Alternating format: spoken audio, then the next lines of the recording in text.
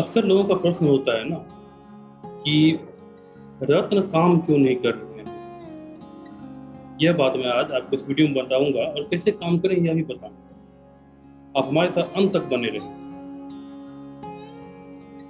देखिए, रत्नों को काम करने की दो चीजें जरूरी हैं। पहली, एक्टिवेशन। कोई भी रत्न लें, कहीं से ले गए, उससे पहले किसी सिद्ध ज्योतिष या किसी रेकी मास्टर से अभिमंत्रित जरूर करवा लें।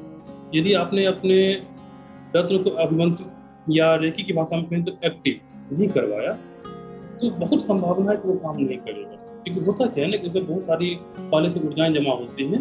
एक्टिव करने में दरअसल क्या होता है कि सारी जो ऊर्जाएं पहले से जमा है उनको एक बार निकाल दिया, उसकी ऊर्जा को बूस्ट कर दिया, ये होता है। तो इसके बिना रत्न तो संभावना है कि काम नहीं करेगा। तो कभी भी रत्न लें तो ऐसा नहीं गए सुनार के यहाँ ले लिया, अंगूठी बना पहन लिया। रत्न लें, अंगूठी बनवाएं, उसे आप किसी को दें, वो उसको अभिमंत्रित करके एक्टिव करके आपको दे देगा। ऐसा नहीं करना है कि आपने रत्न लिया, सुनार के यहाँ गए, अंगूठी बनवाई और पहन ली। अपने तरीके हैं आप सुनार के पास जाइए, रत्न लीजिए, अंगूठी बनवाइए, उसे ज्योतिषी के पास दे आइए, उनसे अभिमंत्रित करवा कर ले आइए और बताए हुए दिन पर बताए हुए विधि से पहनिए। तो ये तरीका हुआ पहली बार पहनने का, एक्टिव करके पहनने। अब बात आती है कि आपका रत्न जो है आप यूज कर रहे हैं, इस्तेमाल कर रहे हैं, तो वो धीरे धीरे उसकी ऊर्जा जाती है। ऊर्जा को बचाना भी है और समय समय पर साफ भी करना है उसे। कैसे बचाएंगे? पहली बात ध्यान रखना, कभी भी अपने रत्न दूसरों को छूने ना दें। होता क्या है कि दूसरे या तो ऊर्जा सोख लेते हैं या उसमें अपनी नकारात्मक ऊर्जा डाल देते हैं, जाने अनजाने। जब नहीं कि जानबूझ करेंगे, अनजाने। होता क्या है कि हर किसी के अंदर ऊर्जा है। हम सब प्राणी, प्राणी ही क्या, हर पिंड, जगत का जितने भी पिंड हैं, हर पिंड से एक ऊर्जा प्रवाहित हो रही है और वो ऊर्जा प्रभाव डालती है। तो होता कि जब आपको कोई रत्न छू दिया, उसकी ऊर्जा उसमें आ गई या उसने कुछ ऊर्जा खींच ली, वो उस पर हानि करने लगता है। ये कभी नहीं करना है आपको, किसी को छूने नहीं देना गलती से भी, और ना ही दूसरे के रत्न छुए। होता क्या है कि रत्न जब शरीर में रहते हैं ना, तो वे नकारात्मक ऊर्जा सोखते हैं। बहुत सारे रत्न से हैं, जैसे लहसुनिया, वो नकारात्मक ऊर्जा सोखता है। सोख के क्या करता है, जमा रहता है अपने पास, स्टोर रखता है। उसे हम साफ करके निकालते हैं। मैं वही बताने जा रहा हूँ इस वीडियो में कैसे निकालते हैं। तो होता क्या है कि लोग अपने रत्नों को तो साफ नहीं करते हैं, उसमें नकारात्मक ऊर्जा जमा है, आपने छुआ और आपके शरीर में आ गई। अब धन हानि शुरू हो जाएगी, डिप्रेशन में चले जाएंगे, बीमारियां होंगी, बहुत तरह की व्याधियां होंगी। रत्न रत्न पर निर्भर करता है, समस्या पर निर्भर करता है कि उसको क्या समस्या है, वो आपके जीवन आनी शुरू हो जाएगी। तो कभी भी दूसरे का रत्न कभी न छुए। रत्न, माला, पेंडुलम, जितनी भी चीजें, मैं तो यहाँ तक करता हूँ कि दूसरों के वस्त्रों का इस्तेमाल न करें। हर उस चीज से जो व्यक्ति इस्तेमाल करता है उसकी ऊर्जा जुड़ जाती है, और उस ऊर्जा के क्षेत्र में जब कोई और घुसता है तो उसमें प्रभाव डालती है। आपने जाना होगा कि हमेशा कहा जाता है कि लोगों से एक हाथ की दूरी पे रखो, ये होता है पर्सनल जोन। कभी भी किसी भी व्यक्ति से आमतौर पर 1 से 1.5 हाथ की दूरी हमेशा बनाकर रखनी चाहिए। इससे क्या होगा, आप उनकी ऊर्जा के क्षेत्र में नहीं आएंगे, उनसे उनकी ऊर्जा से आपका संपर्क नहीं होगा, आप बचे रहेंगे। आपकी अपनी ऊर्जा सुरक्षित रहेगी, वो आपकी ऊर्जा सोखेंगे नहीं। चलिए आते हैं वापस रत्नों पर कि रत्न की सफाई कैसे करें, उन्हें रिचार्ज कैसे करें। अपने रत्न बहुत दिन से पहना, आपको लगा कि अब वो फल नहीं दे रहा है या दे भी रहा है, तो भी समय समय पर साफ करना जरूरी है, उनको वापस चार्ज करना जरूरी है। कैसे करेंगे? देखिए, जो सबसे बढ़िया उपाय है वो क्या है, हवन के धुएं में रत्न को घुमा देना, एक बार हवन का धुआं लगाना। यदि आपने हवन का धुआं लगा दिया ना, रत्न आपका बिल्कुल चमचम साफ, उसकी ऊर्जा है बिल्कुल साफ हो जाएगी। भौतिक रूप से भले सा गंदा दिखे वो, क्योंकि समय के साथ धूल जम जाएगा, आपके अंगूठी में बगल में गंदगी जमा हो जाएगी, उसको भी साफ करना जरूरी है, लेकिन उसकी ऊर्जा है वो साफ हो जाएगी।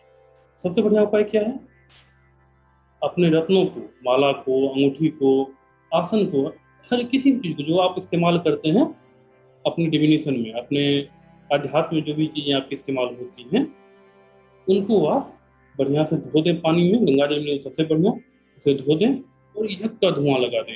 यज्ञ का धुआं लगाने से वो जो है बिल्कुल ऊर्जा उसकी साफ हो जाएगी और आपको पॉजिटिव इफेक्ट देना शुरू हो जाएगा। और क्या करना है, चांदनी, कब की चांदनी, पूर्णमासी की चांदनी। रत्नों को अच्छे से धो दें और उनको एक साफ थाली में लें। उन्हें अंधेरा होने के बाद, पूर्णमासी को यानी पूर्णिमा को अंधेरा जब होता है, सूर्य डूबने के बाद जब चांद निकल आएगा, अंधेरा तो दिन होगा नहीं, तो चांद निकलेगा, सूर्य डूबा रहेगा, उस समय में आप उसे जो है चांदनी में रख दें और सुबह सूर्योदय से पहले ब्रह्म मुहूर्त में उसे अंदर ले आए। आपका रत्न चार्ज हो गया। ये हो गया पूर्णमासी के दौरान। हाँ, ये भी ध्यान रखना है आपको कि कभी भी ग्रहण के दिन ऐसा ना करें, उससे आपका रत्न खराब हो जाएगा, नकारात्मक ऊर्जा आ जाएगी। जब भी चंद्र ग्रहण हो या सूर्य ग्रहण हो, उस समय रत्नों को बाहर चार्ज होने के लिए ना डालें। दूसरा काम क्या करना है, यदि आप यज्ञ का धुआं नहीं लगा पा रहे हैं, पूर्णमासी में देर है, तो सूर्य की रोशनी, रत्नों को सुबह सुबह थाली में लीजिए और सूर्य की रोशनी में रख दीजिए और शाम में उन्हें उठा लीजिए अंधेरा होने से पहले। वो सोलर चार्ज हुए, सौर ऊर्जा से परिपूर्ण हो जाएंगे।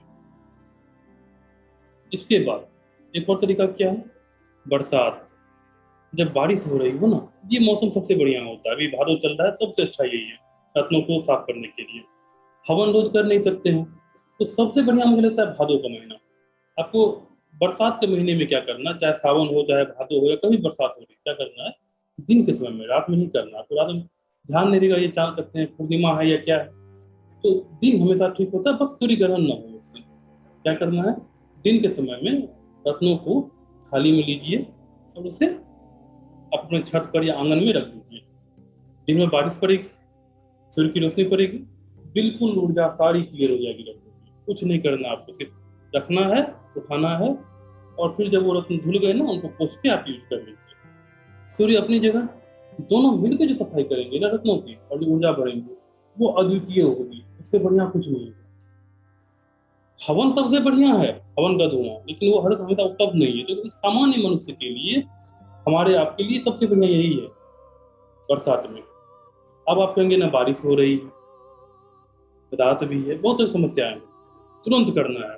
बाकी जो मैंने बताया वो आपको लंबा झमेला है, दिन भर धूप में रखिए, रात भर चांदनी में रखिए, तुरंत साफ करना है। तो कैसे करेंगे, इसका भी तरीका है। आप अपने किसी भी रत्न को 4 से 5 मिनट में साफ कर सकते हैं। मैं आपको ये करके दिखाता हूँ।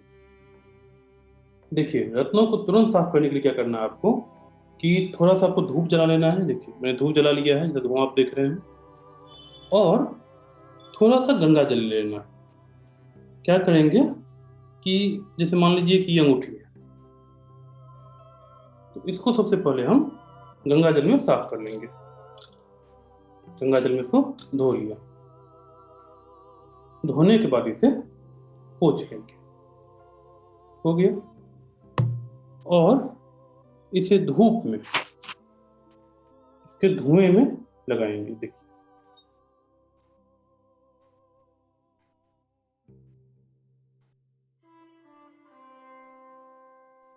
एक से 1.5 मिनट आपको ये काम करना है, इसको अच्छे से धुआं लगाना है हर तरफ से।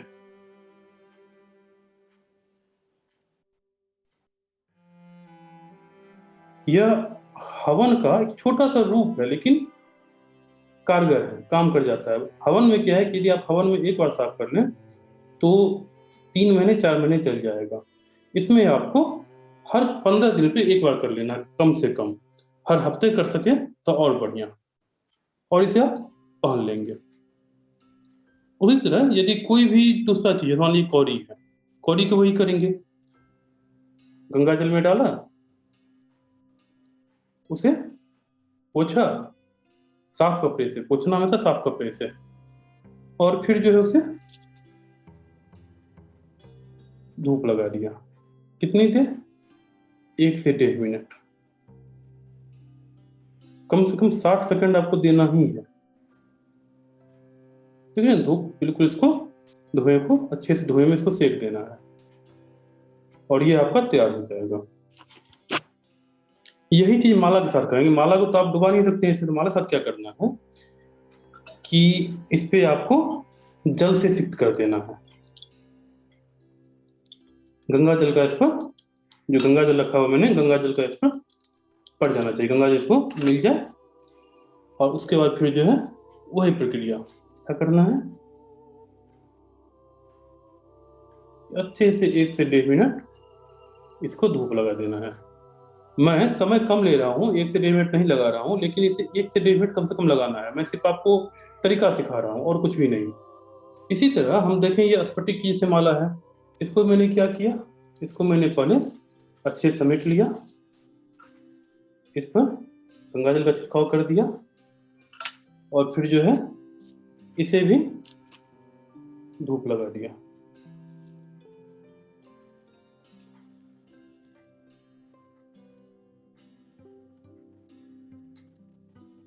तो ये जो है साफ सुथरा हो गया।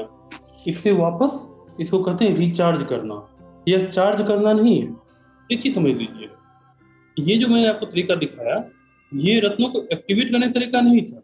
यह तरीका सिर्फ और सिर्फ जो एक्टिवेट है आपके रत्न, उनको वापस, जो उनमें जो गंदगी आ गई है, जो कचरा जमा हो गया, ऊर्जा में गड़बड़ी आ गई, उसको साफ करने का था, कि वापस वो पहले जैसे काम करने का था। ये इसका तरीका था। तो रत्नों को पहनने से पहले एक्टिवेट जरूर करवाना, और यह तरीका आप बीच बीच में अपनाते रहें, कि ये जो आपको रत्नों को साफ करता रहेगा। जो प्रभाव कम होने लगे तो उनको आप वापस बूस्ट कर दें, वापस लोड ले लें। इसके बाद यह समझिए कि होता क्या है, कई बार लोग घबराते हुए आते हैं कि देखिए ना, हमारा रत्न टूट गया, रत्न खो गया, क्या करें। रत्न टूट गया है या खो गया, बहुत अच्छा हुआ। दरअसल रत्न अपने ऊपर आपका संकट ले लेते हैं और वो टूट जाते हैं। तो इसलिए जो है, रत्नों के टूटने में घबराना नहीं है, उनके खुश होइए, मुस्कुराइए कि आप एक समस्या से बच गए, एक संकट से बच गए।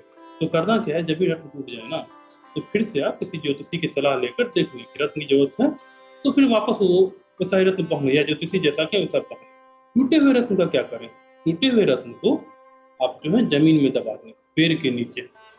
रत्न भूगर्भ से निकलते हैं, उन्हें भूगर्भ में जाने दीजिए। अब प्रश्न उठता है कि रत्नों की आयु क्या होती है, क्या रत्न हमेशा पहन सकते हैं। मैंने देखा है कई लोगों को रत्न पहना हुआ, कब से पहने हैं, 10 साल से पहने हैं, शुरू में फायदा किया, अब कोई फायदा नहीं करता है। बिल्कुल नहीं करेगा, क्योंकि हर चीज की आयु होती है, रत्नों की भी आयु है। रत्न जब आपके शरीर के संपर्क में आ गए तो उनकी आयु 3 साल। 3 साल के बाद आपके रत्न जो है काम नहीं करेंगे, चाहे आप उसको फिर कितना भी आप धूप दिखाइए, अगरबत्ती दिखाइए, सूर्य की रोशनी में रखिए, वो अपनी ऊर्जा समाप्त करके वो अपना सामान्य उम्र जी हो चुके होते हैं, उनका उम्र पूरा। तो क्या करना है, उनको भी आपको जो है पेड़ की जड़ में डाल देना है। जब भी आप रत्नों को डिस्पोज करें तो हमेशा ध्यान रखें, उनका जो स्थान है पेड़ की जड़, भूमि में। देखिए, रत्न और उपरत्न दोनों 3 साल चलेंगे। जो भी पत्थर हैं, जो भी स्टोन्स हैं, क्रिस्टल्स हैं, वो 3 साल। जो मेटल है, जैसे इसमें देखिए चांदी लगा हुआ है, तो चांदी आग में गया और वो सुधर गया। मेटल जो भी है वो आग में जाएगा, वो वापस सुधर जाएगा, वापस जगह पर आ जाएगा, उसकी आयु फिर से शुरू हो जाएगी। पुनर्जन्म होता है, आग साफ कर देता है इसको। रत्नों के साथ ऐसा नहीं है, रत्नों के साथ ऐसा नहीं है। रत्नों की आयु बीत गई और वो जो है चले गए, उनको विदा कर दीजिए। जरी जो पहनते हैं, जरी का आयु 3 महीने। जब जरी का काम हो जाए, उन्हें जमीन में डाल दीजिए, भूमि में, पेड़ के जड़ के नीचे। और धागों की आयु, कई बार ऐसा भी होता है कि लोगों को कहते हैं कि आप धागे पहन लीजिए। जैसे मंगल के लिए कई बार लाल धागा पहनाते हैं, बहुत से जातकों को पहनाया लाल धागा। तो धागे की आयु 1 मास। आज आपने पहना, तो बीच में आपको क्या करना है कि 3 मंगल छोड़कर चौथे मंगल को लाल धागा बदल देना है। जिस तरह बाकी जो भी धागे होंगे जिस भी ग्रह के लिए, वो कर लेना है। लोगों को देखता हूँ मैं कि 3-3 साल, 4-4 साल से वो पहने हुए, शनि का धागा तो किसी का धागा, उल्टे खराबी करने लगता है उसके बाद में। 1 महीने से ज़्यादा आपको धागा नहीं पहनना है। मेरे जितने जातक आते हैं, मैं उनको बता देता हूँ भैया 1 महीने बाद धागा बदल लेना। और ये आपको भी ध्यान रखना है, धागा 1 महीना, जरी 3 महीना, रत्न 3 साल। और उम्र खत्म होने पे इन सब चीजों को पेड़ की जड़ में डाल देना है हमेशा। चलिए, आप हमारे चैनल को लाइक, सब्सक्राइब और शेयर जरूर करें, और फिर हम किसी और वीडियो में मिलते हैं।